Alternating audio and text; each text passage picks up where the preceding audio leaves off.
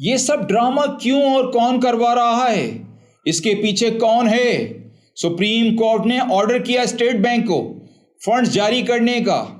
کیوں funds release نہیں کیے گئے؟ کس کے کہنے پر سپریم کورٹ کے آرڈرز اگنور کیے جا رہے ہیں؟ حکومت کو آرڈر دیا الیکشن 14 مئی کو کروانے کا. الیکشن کمیشن نے کیوں انکار کیا؟ آئیں بائیں فیکٹ بتا کر کیا ہو رہا ہے؟ الیکشن کے لیے فنڈز نہ دینے کے بعد کون کون نااہل ہوگا؟ کون کون ہٹ لسٹ پر ہے؟ آئیں سپریم کورٹ کے وکیل کی زبانی خود ہی سنتے ہیں. آ جائیں. تو کیا لگتا ہے کہ کون کون نااہل ہونے جا رہا ہے؟ ڈیپینڈ کرتا ہے کہ کورٹ کس کے اوپر کنٹیمپٹ کی پروسیڈنگ شروع کر دی اگر کرے، اور انلیس وہ آگے جسٹیفیکیشن دے تو اس کے بعد جو جس کے خلاف وہ جائے گی بات، جس نے روکا ہوگا، جس نے حکم نہیں مانا ہوگا کورٹ کا، اس پہ کورٹ بنتا ہے. اس میں کتنا ٹائم پیریڈ ہے؟ یہ کتنا ٹائم لگ سکتا ہے اس پہ تمام تر پروسیڈنگز میں؟ دیکھیں اس کے اوپر ہوتا ہے، کورٹ ہو سکتا ہے کر کے شو کاز دے دے. دیکھیں یہ تو کورٹ کا اختیار ہوتا ہے. کنٹیمپٹ آف کورٹ آرڈیننس ہے 2003 کا، آپ جانتے ہیں.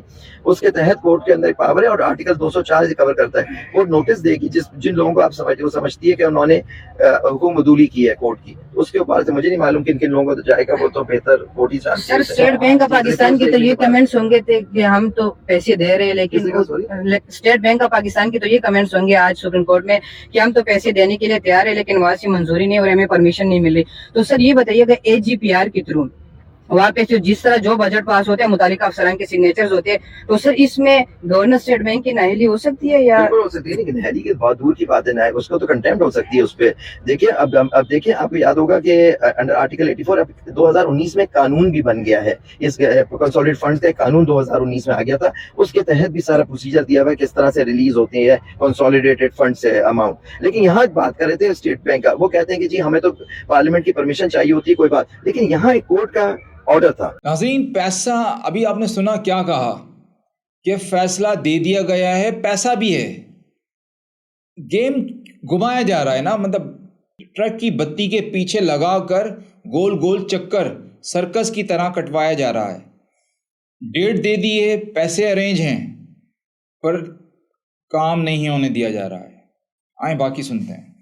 تو کیا امکانات ہیں، ہو سکتا کیا ممکن ہو سکتا ہے کہ الیکشن ڈیلے ہو سکے سیکیورٹی بنیاد پر؟ کیا ایسا ہو سکتا ہے؟ سر میں تو نہیں جانتا، رپورٹ کیا آپ بہتر سمجھتے ہوں گے. سیکیورٹی کی بنیاد بنا کر ہو سکتا ہے ایسا؟ دیکھیے مجھے نہیں معلوم کیا بریفنگ، لیکن میں نہیں سمجھتا کہ سیکیورٹی کے بہاف پہ 8 یہ کیا پروف ہے کہ 8 اکتوبر تک سیکیورٹی کی حالات بہتر ہو جائیں گے. لیکن نیچرلی کورٹس ہر چیز اپنے سامنے رکھے گی. دیکھیے یہاں تو آپ دیکھ رہے ہیں ابھی سیکیورٹی دور کی بات ہے. انہوں نے کیا بریفنگ دی وہ تو نہ آپ جانتے ہیں نہ میں جانتے ہیں، وہ عدالت جانتی ہے جنہوں نے بریفنگ دی ہے. لیکن ایک بات تو کلیئر ہے کہ وہ پیسہ جو ان کے ہاتھ میں ریلیز کرنے، بالکل جب کورٹ چیف جسٹس صاحب نے اتنا بڑا رسک لے کر فیصلہ سنایا حق پر، تو جو لوگ کچھ تو ہوں گے ضمیر کے رکھوالے، جو رکھیں گے ضمیر کی اپنی، جو کریں گے اپنے ضمیر کی حفاظت. اگر ان کو روکا جا رہا ہے تو بتائیں کورٹ کو آ کر کہ جناب میں تو ریلیز کرنا چاہ رہا ہوں فنڈز، یا میں تو الیکشن کروانا چاہ رہا ہوں، یہ فلانے کی کال آئی تھی، یہ فلانے کا تھریڈ ملا مجھے، اب بتائیں میری جان کی حفاظت کون دیتا ہے، کون سیکیورٹی کی؟ تو بتائیں نا لوگوں کو. اب تو جناب سوشل میڈیا اتنا ایکٹیو ہے کہ ایک چھوٹی سی ویڈیو بھی گھر میں بنا کر اگر آپ اپلوڈ کر دیں تو پوری قوم آپ کے ساتھ کھڑی ہو جائے گی. مگر آپ سب بکے ہوئے ہیں، آپ کرنا ہی نہیں چاہتے. جہاں سے کوئی چارانے کی آفر آتی ہے فوراً بک جاتے ہیں. آئیں مزید سنتے ہیں. آپ مجھے بتائیں میں کیا کرنا ہے. لیکن جو بھی چیز کرنی عدالت کے سامنے رکھیں اور عدالت سے اس پہ حکم لیں. آج تک کا ٹائم تھا کہ ان کو آرڈر کیا تھا سپریم کورٹ نے اسٹیٹ بینک آف پاکستان کو کہ وہ ریلیز کریں. سنا ہے کہ وہ اماؤنٹ ریلیز نہیں ہوا ہے. اب یہ رپورٹ آئے گی، اگر اس میں یہ بات کی گئی ہے اور وجوہات بتائی جائیں گی کہ کیوں یہ ریلیز نہیں ہوئی، تو کورٹ اس کے بعد اپنا ایکشن لے گا. کیونکہ میں سمجھتا اگر کورٹ کی حکم نہیں مانا جاتا اور کوئی اس کی جینوئن ریزن نہیں دی جا سکتی کہ جس کی وجہ سے وہ حکم نہیں مانا جا سک رہا، تو پھر یہ کنٹیمپٹ کے ذمرے میں آ رہا ہے. اور میں ایک بات اور بھی کہوں گا، یہ میں پہلے بھی کہتا رہا ہوں کہ دیکھیے یہ جو باتیں ہو رہی ہیں یہ آئین شکنی کی طرف بھی جا رہی ہے. تو کہیں وہ کلوزز نہ لگ جائیں، آرٹیکلز نہ لگ جائیں کانسٹیٹیوشن جو سے کور کرتے ہیں. کیونکہ میں سمجھتا ہوں کہ الیکشن جو مین ایشو ہے، جو مدعا ہے جس سے ہم سب ہٹتے چلے جا رہے ہیں، کہ الیکشن 90 دن میں ہونے تھے، اور یہی آئین کی ریکوائرمنٹ ہے، اور یہ ابھی تک پوری نہیں ہوئی ہے. اب وہ اگر ایک ساتھ کرانے ہیں، الیکشن نہیں کرانے، ہماری ہمیشہ درخواست رہی ہے मुख्तलिफ पॉलिटिकल पार्टी से और जितने स्टेक होल्डर्स हैं कि सब मिल के बैठे आपस में तय करें, कुछ वो लोग आगे जाएं कुछ पीछे आए और कोर्ट में आके बयान करें। आपको याद होगा जब वो केस चल रहा था, पहला केस जो था सुमो मोटो और पिटीशन 1, उस वक्त भी सुप्रीम कोर्ट ने एक ऑफर दी थी पॉलिटिकल पार्टीज को और कहा था कि आप लोग अपने लीडरशिप से पूछ के आके बता दें किस तरह से इस मामले को हल किया जाए। लेकिन आपको सबको याद होगा कि उन्होंने आके कहा कि जी आप केस चलाएं, इसलिए वो केस चला। आज वो केस अगर वहां उस वक्त बात हो जाती तो शायद हम इस नहज पे नहीं पहुंचते।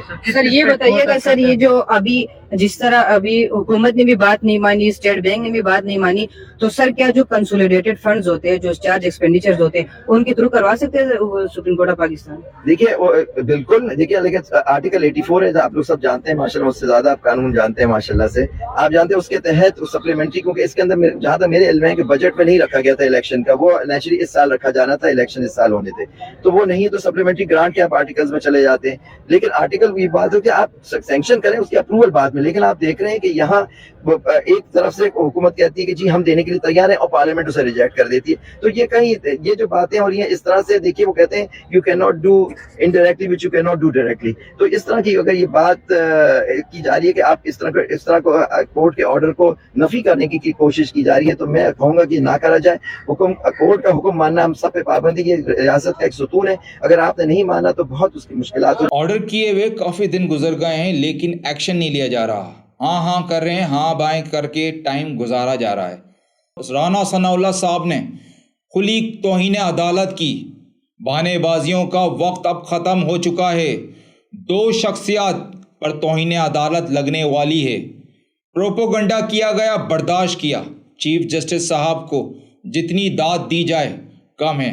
अभी तक के लिए इतना ही।